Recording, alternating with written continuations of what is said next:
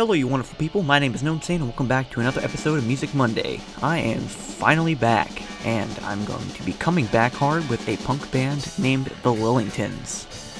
So, these guys formed in 1995 in Newcastle, Wyoming, out in the Midwest, you know? And we don't, truth be told, not a lot of punk bands come out of that area, so it's good to see when punk bands actually do come out of that area. The original lineup consisted of Cody Templeman, Zach Rawhauser, Corey Lawrence, and Tim O'Hara. Their sound is very reminiscent of the Ramones. Of course, it's not completely the same, there are some differences. While the Ramones had barely any types of any special guitar work, and I use guitar work very lightly in this case for the Lillingtons. I mean, they have quote-unquote solos or like parts in their songs where they utilize the lower strings, or, you know, the high E and all that. Shortly after they got together, they released their first 7-inch, I Lost My Marbles, produced by Joe King of the Queers, which, if you don't know them, they are a fantastic band. One band that also fits into this category of, you know, a Ramones-esque feel and sound. They released their EP Lillington High afterwards, too. But, unfortunately, after that, Zach Rawhauser left the band, and then the rest of the members continued on as a 3-piece band for the rest of their careers.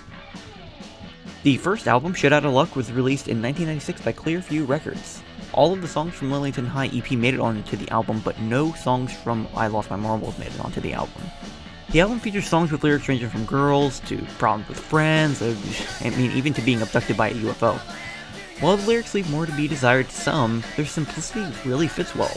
The speed, energy, and simple lyrics come together perfectly for this album.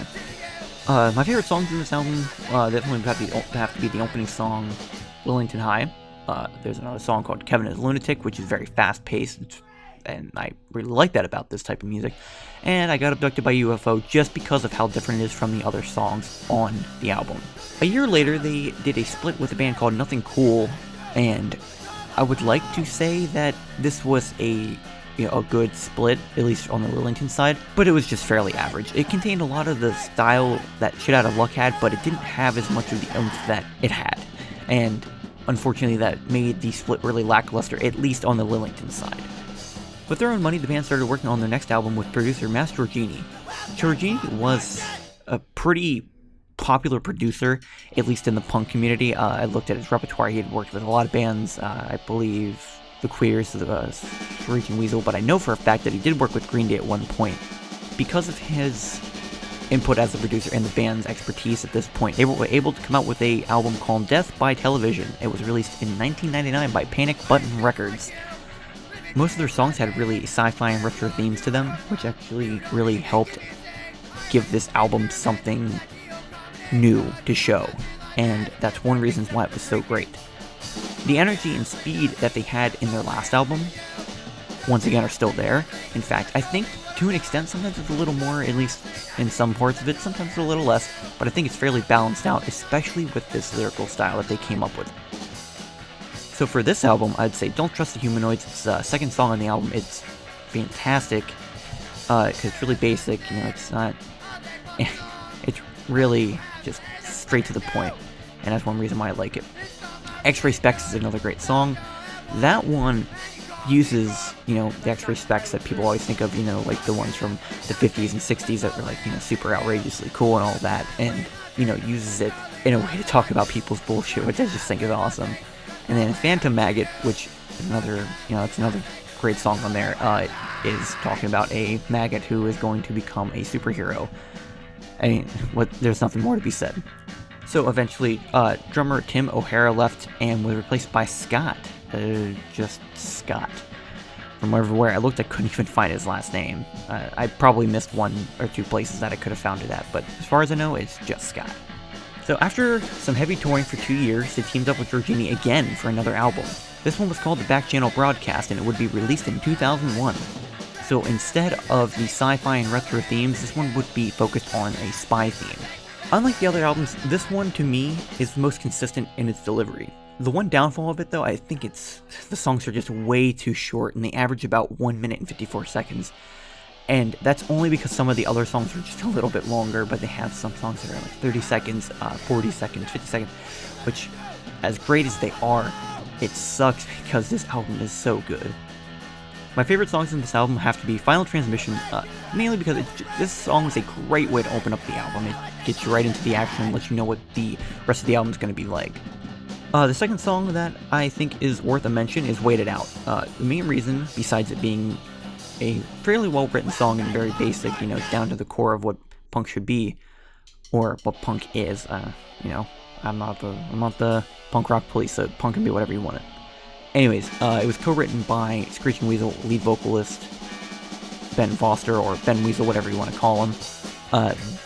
It was great to see his work in another album.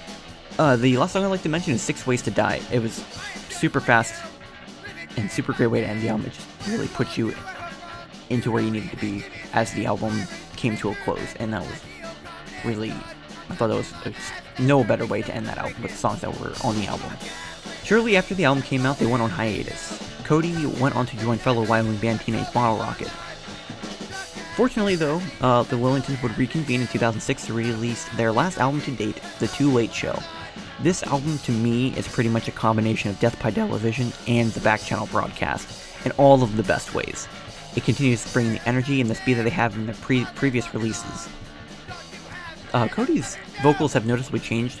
It's in combination with his work with Teenage Bottle Rocket, as well as you can tell that he is getting older, and not like it was such a long time between the albums, but it definitely could show, at least with the vocal work on the album.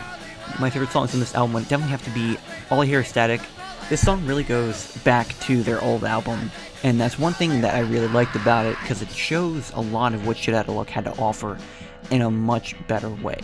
And definitely sound-wise, also just really solid. Super fast, super good, super fun to listen to. Another good song is Mars vs. Hollywood. This is one of those songs that I feel like would be on Death by Television, but once again, it was done in a newer sense, and I think it was done very well. Super catchy, very melodic, and I think that this is probably one of the more melodic tunes on the album that I really like.